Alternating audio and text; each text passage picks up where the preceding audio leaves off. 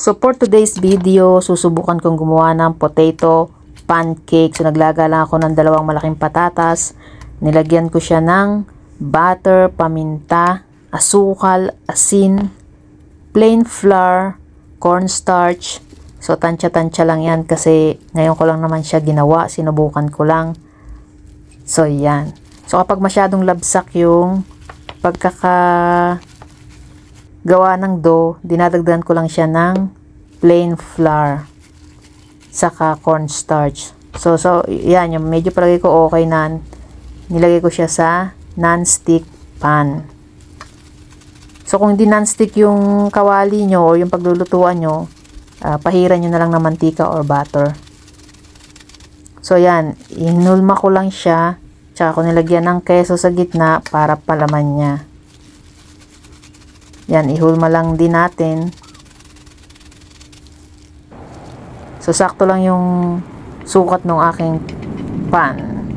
Saktong bilog, kaya mas madali siyang gawin. Kung gusto niyo naman mas maraming harina, mas madali siyang ihulma kung medyo, ano na siya, medyo matigas-tigas. So, yan, pababrownin ko lang yung magkabilang side nito sa pag-iinit ko sa kalan. So, dito, nag-expand din yung aking dough doon sa original size niya. So, okay na okay talaga. Ilang beses ko lang ito binaligtad para parehas siya mag-brown. Wow! Yun.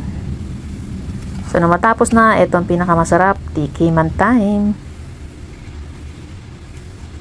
So, yan, medyo nag-expand na yung size ng aking potato pancake. Chubby-chubby na siya.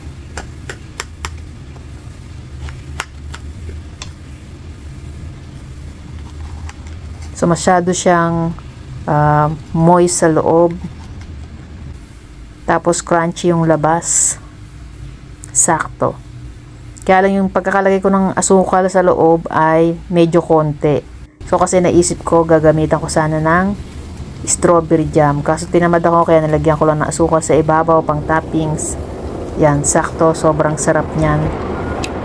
Creamy din yung lasa niya, kahit hindi ko pa nilagyan ng gatas.